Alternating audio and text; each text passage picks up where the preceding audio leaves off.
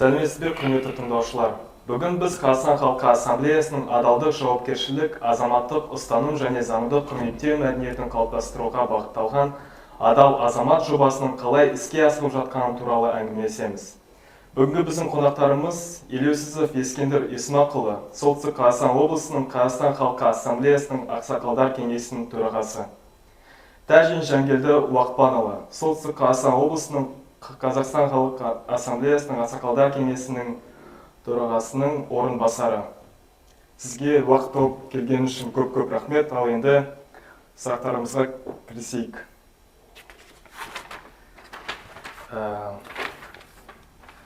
Солтүстік Қазақстан облысы Қазақстан Халқы Ассамблеясының жанындағы құрылған Ақсақалдар кеңесі адал азамат жобасымен жұмыс істейді. Жобаның құрылу тарихы, адал азамат жобасының мақсаты мен негізгі міндеттері туралы айтып кетсеңіз. Бұл жерде мен әріректен кеңінен басасымда деп ойлаймын. Өйткені өздеріңіз білесіздер, биылғы жылы біз егеменді еліміздің 34 жылдығын қарсы алдық деген сияқты. Мінекей осы жылдың ішінде, осы уақыттың ішінде егеменді еліміздің жеткен жетістіктері әжептәуір деп айтуға болады. Барлық жағынан экономика болсын, идеология болсын, егемендіктің бірінші күні туған балалар бүгін міне 34 жасқа келіп отыр. Бізді бұрын сырдың құрамында болып, Қазақстанның қай жерде екенін білмейтін болатын болса, бүгінгі күні барлық әлем жүзінде Қазақстанның қалай екенін, кім екенін, қандай мемлекет екенін таныған жағдайы бар. Осы жағдайда енді әрі қарай ілгері басу үшін елімізді, қоғамымызды мынау әлемде таныту үшін біз жұртпен бірге аяғымызды бірге алып жүруіміз керек. Ол мәдениет болсын, экономика болсын, басқа жағдайларымыз болсын деген сияқты. Соның бір көрінісі, осы қозғаушы күші деп айтуға болады, ол адал азаматтың қалыптастыру. Осы жөнінде мысалға біздің ел президенті Атырауда өткен 3-ші құрылтайда осы жөнінен баса айтып, біз адал азамат қоғамын құруымыз керек. Адал азаматты мінекей адал азамат болатын болса, адал еңбек болатын болса, біздің алатын жетістіктеріміз, алатын орнымыз жоғарыдан болады деген сияқты ой тастап еді. Сондықтан да өздеріңіз білесіздер, барлық облыстарда, ассамблеяда мінекей осы ұйымдар құрылған болатын. Осы ұйымдар Ақсақалдар кеңесі құрылған болатын. Бүгінгі күні айтатын болсақ, Солтүстік Қазақстан облысы бойынша 107 адамның басын құраған, 13-інде қала бар, 14 аудан қалада Ақсақалдар кеңесі құрылған. Әр ауданда енді әртүрлі.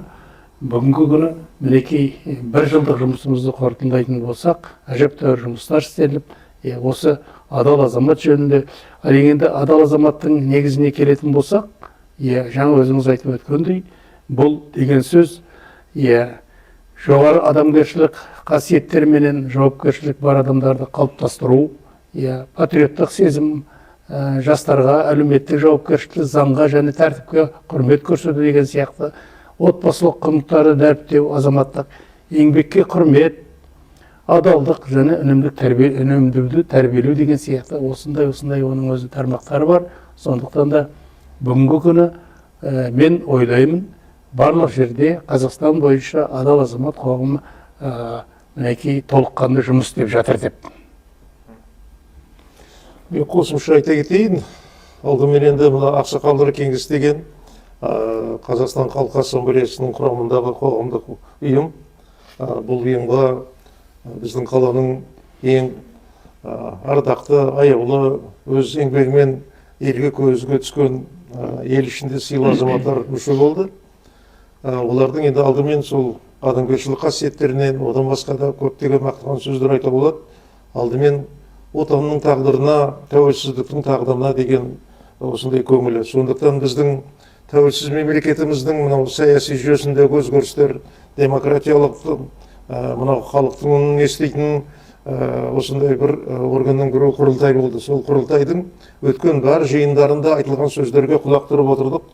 Онда айтылған сөздерге сол өзімізге мақсат есебінде, кәдімгі тапсырма есебінде алып отырдық. Сондықтан сол соңғы айтқан ағамыз айтқан құрылтайдағы ел президентінің айтқан сөзі мына бүкіл халыққа арналған. Бұл алдымен енді әділетті Қазақстанды құру жолында алдымен азаматтардың белсенділігі, олардың адал азамат болып, өз отанын сүйіп, еңбекқорлығы мен адамгершілігі мен ұлттық құндылықтарымен көзге түсіп, осындай адал азамат болса ғана сондай әділетті Қазақстанға құру болады деп айтқан болатын. Сондықтан енді адал азамат ұғымын анықтап берді. Адал азамат дегеніміз қандай азамат, ондай қандай болу керек деген сияқты. Сондықтан алдымен сол бүкіл елге, бүкіл халқымызға, оның ішінде аға буын өкілдеріне президентіміз сондай тапсырма берді. Осы адал азамат ұғымын қалыптастыру, оны жастардың арасында тәрбиелеу, адал азаматтар тәрбиелеу, бұл кәдімгі біздің осы ақсақалдар кеңесінің негізгі міндеті деп айтып өткен болатын. Сондықтан енді біздің бұл ассамблеядағы адал азамат бағдарламасы 4 бөлімнен тұрады. Оның біріншісі әрине жастармен жұмыс істеу, рухани патриоттық сезімді қалыптастыру. Екінші, жастарға тәрбие беретін ата-анасы, қоғамдық ұйымдар, одан кейін қоғамдық сананы қалыптастыратын азаматтардың солармен жұмыс істеу, соларды осы жұмысқа тарту болатын. Және де енді мына әлеуметтік кесел деген бар жастар арасындағы, оны енді 5 кеселден атап өтті президентім, соны жұмыс істеу. Және де енді осы ақсақалдар кеңесі ассамблеяның құрамында белсенді жұмыс істеп, ассамблеяның барлық жұмысына қатысып отыру керек деген енді өзіміздің сол адал азамат бағдарламасын жазып қойдық. Осы 4 бағыт бойынша жыл бойында жұмыс істедік, ежептәуір жұмыстар атқардық. Енді оны алда айта жатармыз. Жақсы, рахмет. Адал азамат жобасының іске асыру кезінде ақсақалдар кеңесі қоғамдық ұйымдардың, атқарушы органдардың қайсымен ынтымақтасады? Бұл жерде енді айта кеткен жөн, бұл ассамблеяда құрылғанымен барлық бұл адал азамат барлық қоғамға байланысты болғаннан кейін мен айтар едім, бұл жерде мәдениет саласыменен, мынау әкімдіктерменен, депутаттарменен, мәслихаттарменен барлық деңгейдегі, сосын мынау білім ұжымдарыменен негізінде біз енді басты назарда ұстайтынымыз жастар ғой, жастардың тәрбиесі. Сондықтан колледжі болсын, мектептер болатын болсын деген сияқты осы ұжымдарменен біз тығыз байланыста болуымыз да керек, осылармен тығыз жұмыс істеуіміз керек деп айтамын. Не істеп те жатырмыз соларменен. Негізгі бағыттағы жұмыс осы өткен жылда саралайтын болсақ, ол мектептер мен колледждерде жүрген жұмыстар. Мынау ассамблеяның ішінде өткен барлық іс-шарамызға біз жастарды тартуға, солардың қатысуымен өткізуге күш салдық деп айтуға болады. Өйткені бір 50%-на дейін залда отыратын адамдардың көбісі жастар болды. Сондықтан осы ұжымдарменен қатарласып, бірлесіп, жұмыс атқарсақ, жұмысымыздың нәтижесі болады деген ойда болдық біз. Жақсы. Адал азамат жобасы әлеуметтік топтардың қандай тобына бағытталған? Аудиториямен жұмыс істеудің қандай ерекшелігі бар? Мысалы, аудиторияның ерекшелігі қалай ескертіледі? Әгінде айтып өткеніміздей, біздің негізгі бағытымыз жастармен жұмыс істеу. Жастар деген еліміздің болашағы. Тәуелсіздігіміздің ертең тұғырлы болуы осы жастарға байланысты, олардың бойында қандай рухани құндылықтар сол тәрбиеленеді, соған байланысты ғой елдің ертеңі. Сондықтан енді расында оқушылармен, студенттермен, жұмысшы жастармен, мынау әскер қатарындағы жастармен жұмыс істеу осы біздің негізгі бағыттарымыздың бірі. Енді алдымен ағамыздың сөзін қостай отырып, мына қазіргі қоғамдық ұйымдардың белсенділігін айтып өтуге тиіспіз. Осы жұмысымызда ақсақалдар кеңесі жалғыз біз енді өзіміз барлық жұртпен жұмыс істемейміз. Мына ақсақалдар кеңесінің осындай беделді мүшелерін сол жұмыстардың бәріне шақырып тартып отырады, соның қатысып отырамыз. Енді мысалы ата-аналар кеңесі деген мектептерді айтып өттік қой, оларда барлығында міне ата-аналар кеңестері бар. Әжелердің мектептері бар, әжелер мектебі, әкелер мектебі, аналардың қоғамдық осындай ұйымдары бар, солармен белсенді жұмыс істейміз. Енді сіз айтып өткендей, әрине, мына қазіргі жастар туралы айтып өтуге тиіспіз. 50 жылда ел жаңа деп айтқан ғой, қазіргі жастардың да тәуелсіздік жылдарындағы өзгерістерге байланысты жастар өзгерді. Жастардың барлығы сол бұрынғы енді дәріс оқу, лекция оқу деген сияқты олардың барлығына мына телефон арқылы әлеуметтік жобадағы TikTok, WhatsApp деген мынау осындай хабарлардың барлығы олар жастардың сол мына мінез құлқын қалыптастырды. TikTok дегенің аз ғана сәттің ішінде 3-5 секундтың ішінде бір ақпаратты береді де, соған өзіне адамға солай үйретеді. Сол аз уақыттың ішінде қабылдап үлгердің, санаңа сіңіп қалды деген сияқты. Соған үйренген жастардың қазіргі уақытта сол енді өзгерісін ескеруге тиіспіз. Сондықтан жастардың өзін сөйлетуге, жастардың өзін диалог құруға, олармен пікірталас ұйымдастыруға деген сияқты осындай жұмыстарды пайдаланамыз. Ол үшін енді мына алдымен қазіргі жастардың, белсенді жастардың арасында өзін-өзі басқару ұйымдары бар. Олар дегенің жастардың ішіндегі ең бір белсенді жастар. Олар өздері сол мысалы мектепте, колледжде өзін-өзі басқару, оны біреулер қалай деп айтайын, парламент дейді, біреулер президенттік жоба дейді. Осындай белсенділермен жұмыс істеп, солар арқылы жастарға қазіргі жаңа технологияның мынау мысалы бір ұғымдары болса, тәуелсіздік деген не, патриоттық сезім деген не деген соны жастар өзі комикс есебінде көрсетсе, не болмаса сурет салады деген сияқты сондай бір жаңа тәсілдерді қолданып жатырмыз. Оған енді мектептің ұжымдары, әлеуметтік ұстаздары, тәрбиесі жөніндегі жалпы мынау білімді, білікті сынып жетекшілері көмектесіп жатыр. Сондықтан енді қазіргі айтайық дегеніміз, бұл адал азамат ұғымын қалыптастыру оңай шаруа емес әрине. Мына сырттан келген тәрбие, сырттан келгенде осы жастарға деген мұны қалай деп айтайын, сырттан әсері көп. Сондықтан енді біз осы жөнінде жастардың психологиясын, қазіргі заманның жастарының сол өзгерген мынау психикасын сезініп, соған енді сондай жұмыс істеуіміз керек қой деп ойлаймын. Енді мына қоғамдық ұйымдардың ішінде мына ағамыз әгінде айтып өтті, алдымен енді атқарушы биліктің ішіндегі мынау полиция бөлімдері дейміз, ішкі істер біздің облыстағы бөлім, солардың кәдімгі неше түрлі бөлімдері қазір мектептерге, колледждерге жұмысшы жастармен өте белсенді жұмыс істейді, солардың қатарында жұмыс істеп жатырмыз. Мынау әскерге шақырылатын жастардың отан алдындағы өзінің міндетін атқаруда, сол отанға деген сезімін күшейіп, өзінің әскерлік міндетін жақсы атқару үшін солармен де жұмыс істеп жатырмыз. Оның ішінде мына қазіргі ауған соғысының ардагерлері, Чернобыль ардагерлері, Семей полигонының ардагерлері, осы біздің ардагерлер кеңесінің мүшесі, кеңесінің, сондықтан соларды пайдаланамыз. Олардың енді от пен оқтың арасында болған мынау Чернобыль апаты, Семей полигонындағы өзінің адал қызмет атқарған жігіттердің жастарға деген мынау әсері өте мол. Ауған соғысында енді шет жердегі соғыс болса да, олар сол жерде өзінің әскери міндетін, отанға деген өзінің міндетін адал атқарды. Олардың жастарға деген мысалы айтар сөзі де бар. Олар туралы мысалы біз жақсы осындай қалыптастырып, соны пайдаланып жатырмыз. Сондықтан енді ақсақалдар кеңесі атынан осы қоғамдық ұйымдарға мен көп рахмет айтамын. Олардың сол бірге бізбен жұмыс істеп жатқанында, олардың осы араласып жүргенімізге, олардың да сол жұмыстарына араласып біз сол бірге қызмет істеп жатырмыз. Бір-екі сөз қосуға болады. Бұл жерде мынандай деп айта кету керек қой деп ойлаймын. Жастардың тәрбиесінде бүгінгі заманда проблема жоқ деп айтуға болмайды. Проблема бар.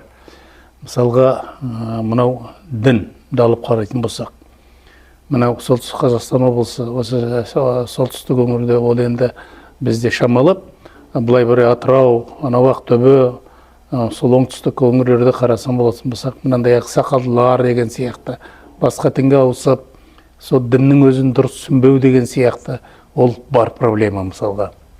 Сондықтан да мынау біз енді айтамыз ғой, болашақ біздің жастардікі, болашағымыз жастарда деген сияқты. Соны айта келіп, мен ойлаймын, жастар тәрбиесіне бүгінгі күні өте көп көңіл аудару керек. Егер ол шынында да болашақ солардікі болатын болса. Осы қай мәселеде болмасын, мынау лудомания дейміз, наркотик деген дүниелер мінекей естіп атамыз, онымен мінекей айналысып атқан сол жас шамасы 20-дан 30-дың арасындағы жастар. Сондықтан бұл жөнінде істелінетін жұмыста, атқарылатын істі, олармен қоғам болып жұмыс істеуде өте көп дүниені керек ететін дүние деп ойлаймын, мән беретін дүние. мына қоғамда жастарға белсенді және жастарға сондай өзінің мына электронды жүйедегі сайтымен, әлеуметтік жүйеде сайтымен жастардың тәрбиесіне көңіл бөлетін, соларға әсер ететін блогерлер бар. Яғни айтып өткен сол нашақорлық туралы біздің бір азаматымыз сол үлкен бір фильм түсіріп, сол әлгі нашақорлықты таратып, сонымен айналысып жүрген жастардың ішінде қыздардың, аналардың, солардың тағдырын көрсетіп, сол енді қазір жастардың арасында сол фильмді көрсетіп жатыр. Бұл дегеніңіз сол енді ойлап отырмын. Мына ағамыз айтқандай, жастардың тәрбиесінде бүкіл қоғамға араласуымыз керек. Қоғамдық санада жастар біздің болашағымыз, біздің ертеңіміз, біз ертең қандай боламыз, сол осы жастарға байланысты деген сондай бір сезім пайда болуға тиіс. Осындай жұмысты сол блогерлердің де атсалып жатқанына өте қуаныштымыз. Және де осындай азаматтар көп болса екен деген ойдамыз. Рахмет.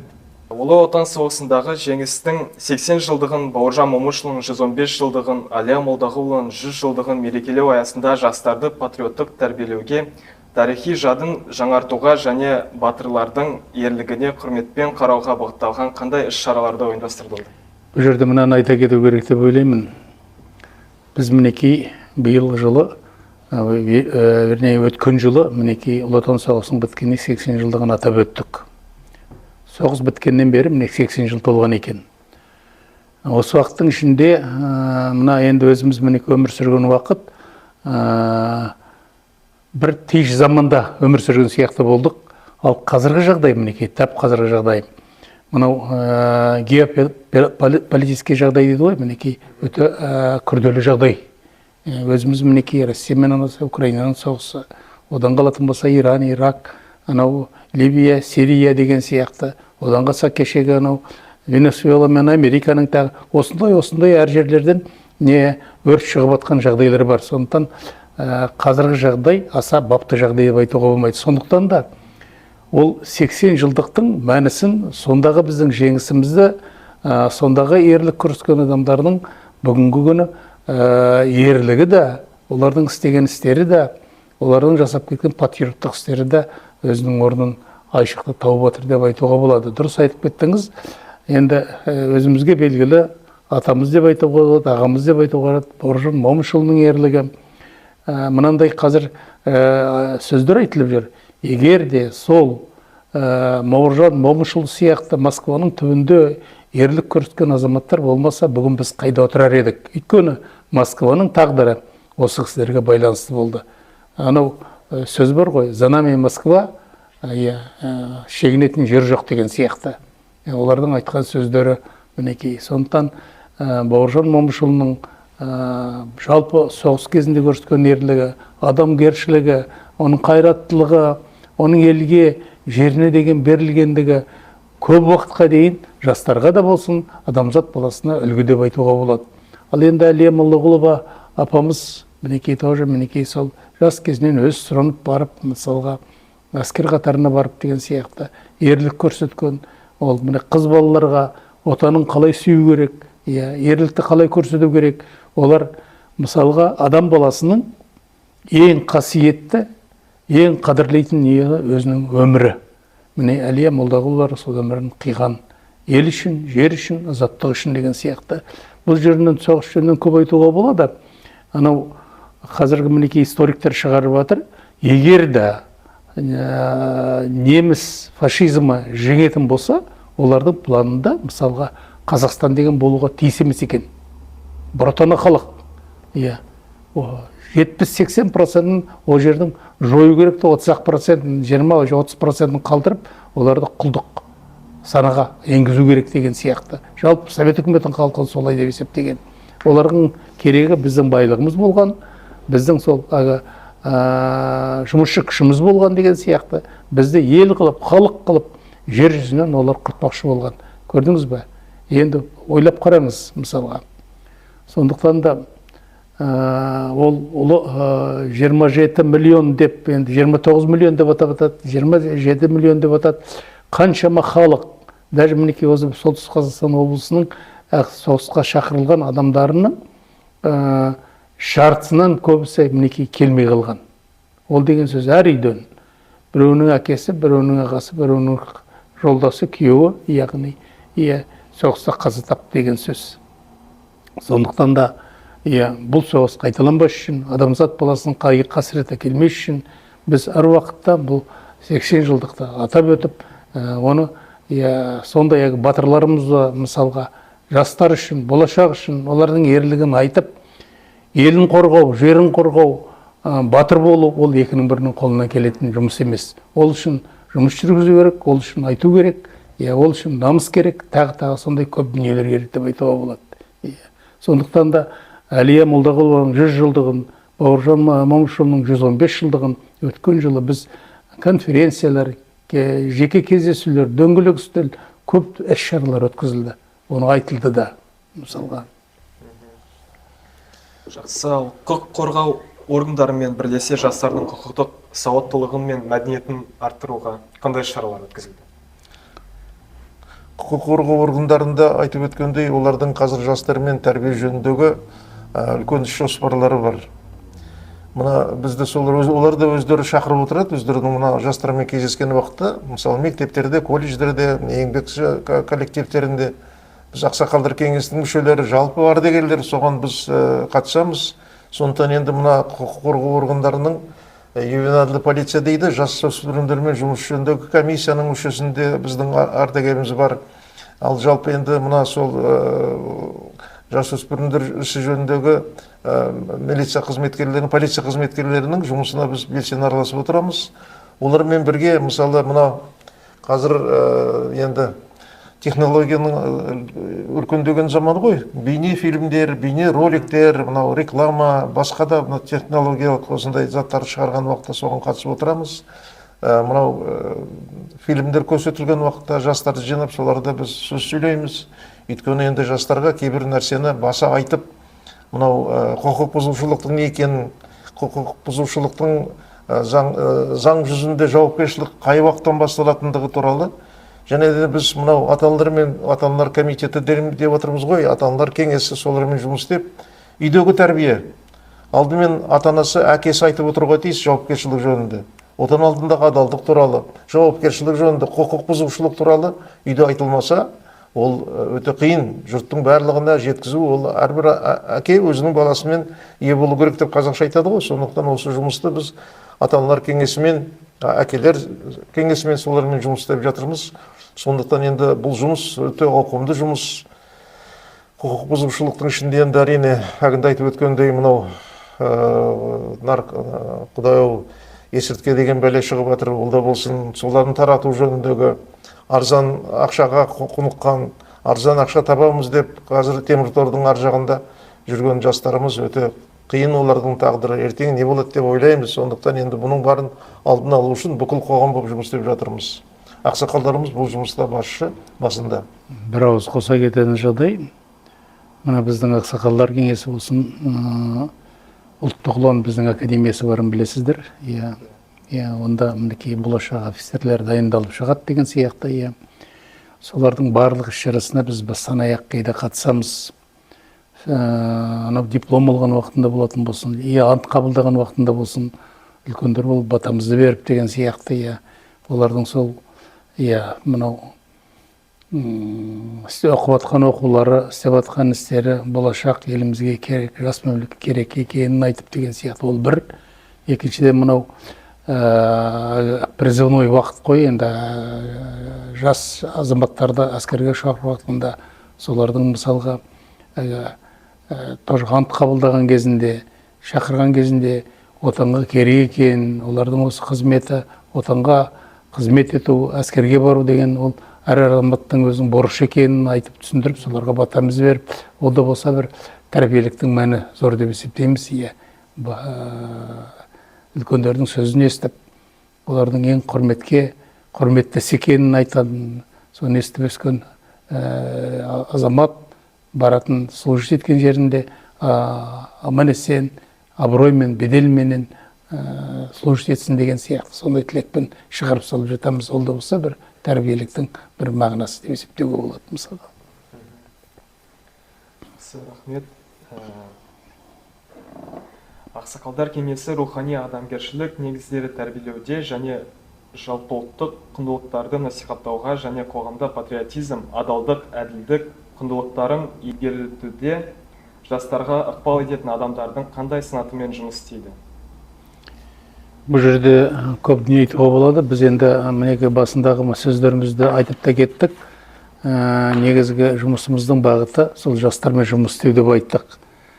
Тағы да айтамыз, жастар біздің болашағымыз болатын болса, олардың тәлім тәрбиесі, өсуі, көзқарасы, өмірге деген көзқарасы, бүгінгі жағдайға байланысты деген сияқты олардың біліп жетілуі бізге өте бір керек дүние, басты құндылық деп есептейміз. Сондықтан да осы жерінен бұл жерде айта кететін жағдай біздің негізгі сүйенерлеріміз мектеп оқытушылары болатын болса, жаңа айтылып өтті мынау прокуратураның, полицияның, ұлттық ұланның мінекей мұғалімдері бар деген сияқты, осылармен бірге жұмыс істесіп деген сияқты, солармен кездесулер өткізіп деген сияқты мінекей осындай жұмыстар жүргізіліп жатады.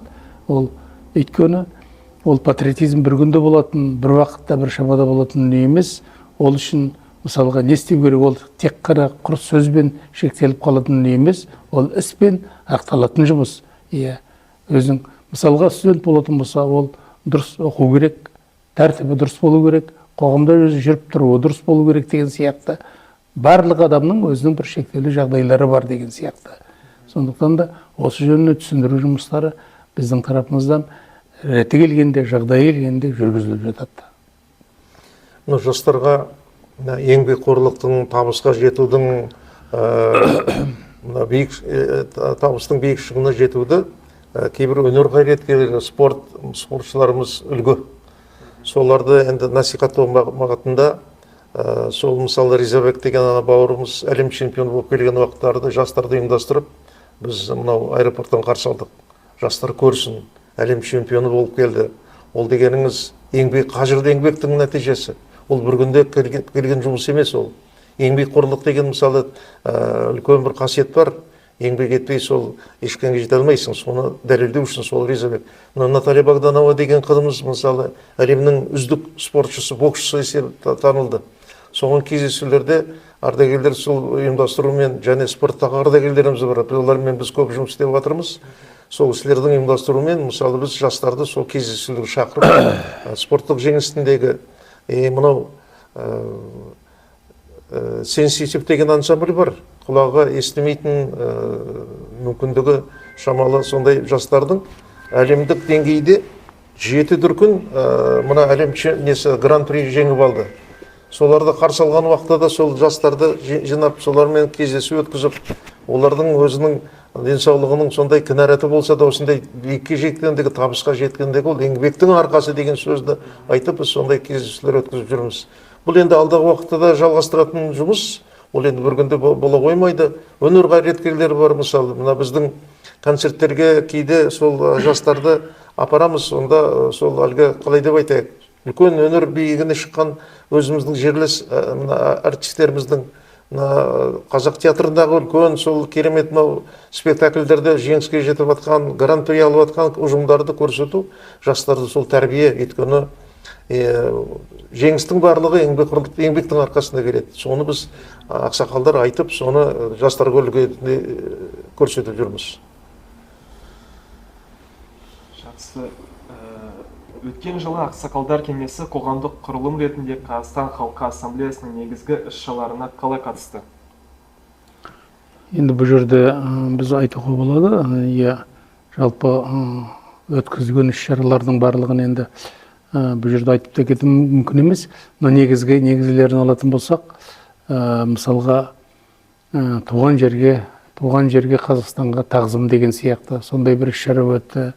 Жарқыра жайна Наурыз мейрамын мысалға жақсылап қарсы алу, соның кейінгі кезде 10 күнге созылып тұр ғой, оның әр күннің өзінің мәні бар деген сияқты.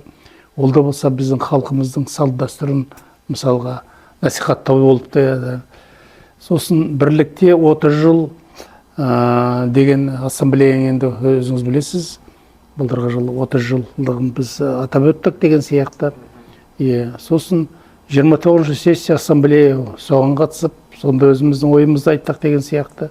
Барлық ассамблеяда өтіп отқан заседаниялар бар, кішігірімді, үлкенді деген сияқты осыларға біз қатысып, негізінде өз тілегімізді, өз мүддемізді, өз ойымызды айтып ортаға салып жүрдік деп айтуға болады бұл жерде. Рахмат. Осындай мінекей бізді шақырып, ардагерлерді, ақсақалдар кеңесін шақырып, келелі ойымызды тыңдағандарың үшін сіздерге де көп рахмат. Біздің айтарымыз бар, ақсақалдар кеңесінің, ақсақалдардың айтары бар.